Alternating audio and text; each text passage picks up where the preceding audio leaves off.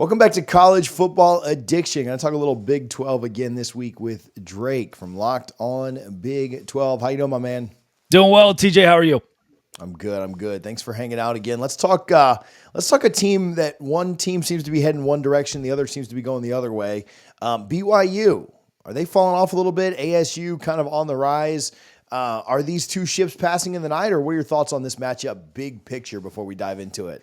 Well, if you asked the analytics even last week, they would have said BYU would win by 7 to 10 points, and they had a 70% chance of victory on the road, and that has completely been flipped on its head. While BYU is still favored via the computer, they're not when you ask ESPN's FPI at 56%, or you ask Vegas, who has Arizona State by 4. Big picture-wise, this is for a Big 12 championship, and if BYU loses, they might be out of that Big 12 championship, and what a disaster that would be for a team that was 9-0, looking forward to playing in Arlington against somebody, anybody, whoever, when they were 12-0, giving the Big 12 a chance at two college football playoff teams. Even a BYU loss, they would have gotten in as an at-large. But the second you get loss number 2 in this conference, you're out of the college football playoff picture. And this week, you have an Arizona State team that's playing very good football and a BYU team that 3 out of the last 4 weeks has not been good. They had 2, I don't want to say miracle victories, but close to it against Utah and Oklahoma State, then lost to 3-6,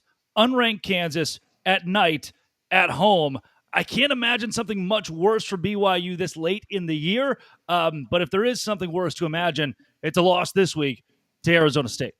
Yeah, I want to give Arizona State their flowers in a second, because we did talk about Kenny last week, and obviously they were phenomenal to watch, and their story has been a lot of fun as well. Very unexpected. But is BYU, like, to me, I feel bad even saying this because the BYU fans are so nice. I feel like, but it doesn't feel like I've never been a big believer in, you had a loss, now that'll wake you up, that'll re-energize you. It felt like BYU is kind of Miami, right? Very different programs, very different teams, but their loss to me isn't like let's re-energize. It's just like their issues are their issues, and their issues finally caught up with them. Or am I reading that wrong? Like, do you think that this may be playing a team that now everybody's doubting BYU? Do you think they can rebound from it? Yeah, they certainly can. There was a lot of doom and gloom around how BYU lost to Kansas, only scoring 13 points. And the doom and gloom comes from the fact that BYU wasn't, again, their former selves in the weeks prior. This is a compounding issue for the Cougars, where they had a couple of wins that were close, and then they finally lost. Had they been blowing everyone out, had they been in Indiana, per se, let's say Indiana this week loses to Ohio State by 6 points. They've been dominating everybody. That 6-point loss for Indiana, they've still got momentum. For BYU, the way they lost to Kansas, the way they've been playing, momentum is not on their side. But, TJ, the good news for those obviously very nice Cougars fans is if they do win this week, that loss kind of goes away. They win the Big 12 championship, that loss doesn't matter. You have a mulligan. It's a 12-team playoff. You still get a first-round bye. So Arizona State has been an incredibly fun story in a season of incredibly fun stories in the Big 12, at least for some teams, maybe not the teams we expected this year. But, man, Kenny Dillingham is so much fun, and his team has totally taken on that personality. You don't have to look any further than their quarterback or their running back to see that. What do you like about this matchup from them, and can their offense kind of keep rolling against a BYU offense that has struggled? Yeah, for Arizona State, I love Cam Scatterbo, obviously, but Sam Levitt has been the big surprise. What if you could make risk-free profits in sports betting? Now, this may sound too good to be true, but let me explain. The sports betting market in the U.S. is so fragmented, with each sportsbook setting their own odds. This means that there are many opportunities to profit when two books get out of sync. You can bet on both sides. You can bet over on one book and under on another and lock in a risk-free profit. This strategy is called arbitrage, and it's the core of OddsJam. OddsJam scans hundreds of sportsbooks in real time to find these bets, helping thousands of bettors earn tens of thousands of dollars every single month. Look at the results yourself. And here's the best part. You can try it for free. OddsJam offers a 7-day risk-free trial, giving you access to all of its data-driven tools, including the arbitrage and positive EV finder. If you don't love it, cancel with one click, no strings attached.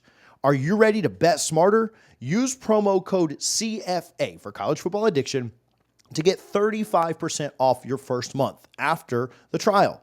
Don't miss out on making smarter, risk-free bets with OddsJam today. We kind of knew coming into the year that Scadaboo would be dangerous. For Levitt, there was a huge question mark. The kid was born in 2004, and he's captaining an Arizona State team that wasn't supposed to be very good. They could have gone 3-9, 4-8. None of us really would have batted an eye. And BYU is also in that same category. So two teams that have overperformed and two quarterbacks that have certainly overperformed. On the Arizona State side, again, for Sam Levitt, approaching 2,000 yards this season, 17 touchdowns to just 4 interceptions.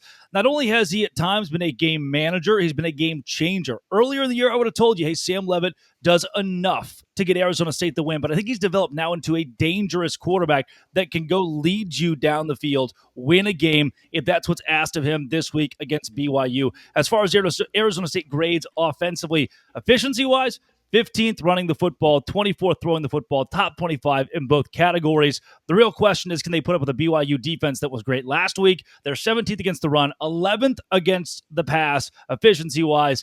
It's immovable object, unstoppable force when it comes to Arizona State offense, BYU defense. That gets very interesting.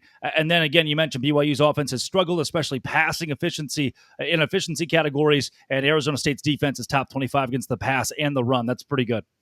I don't know if anything is shocking in college football this year with everything, with everything shocking, nothing shocking is kind of how I feel like this football season has gone.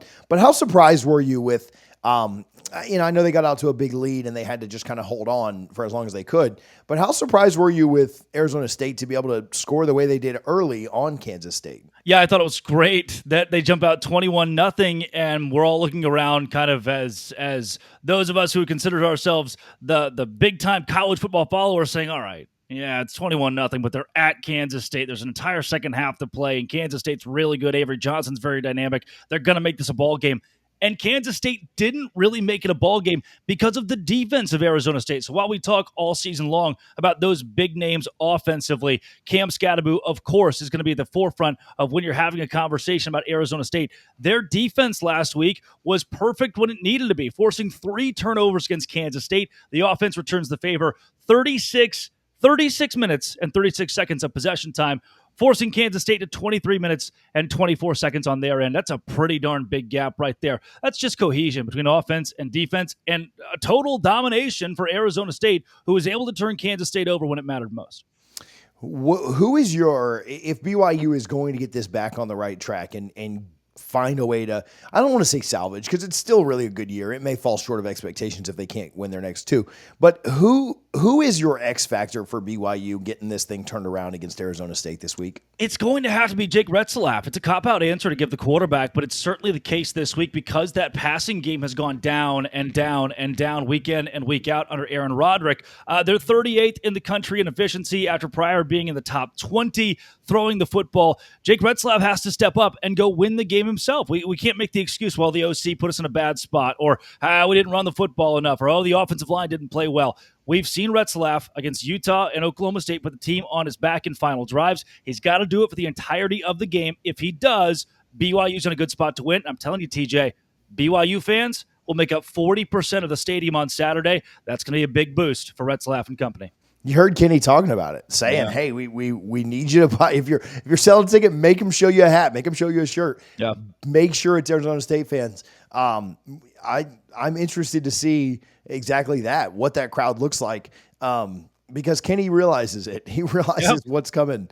Do you have a prediction in this one? I know it's a little early in the week, but just thoughts on how this one ends up going down. Yeah, I think this is a fun one. I'm going to go with BYU, 27-24. This stays lower scoring, but I guess for a BYU State, they take 27 at this point. Give me BYU by far less than a touchdown, by the hair on their chin again. It seems to be the way they love to win football games right now. I'm going to go the same score the other way, just to make it fun. To make it fun. That's great. Kenny was at Florida State, obviously then Oregon, so I feel like that's that shade of garnet and gold that he wears is a little bit of relief from me. Yeah. Drake, where can people follow you? Find your work, bud. At LO Big 12 on Twitter, at Drake C. Toll on Twitter as well, and wherever you find your podcast with Locked On Big 12. Awesome. Thanks, buddy. Awesome.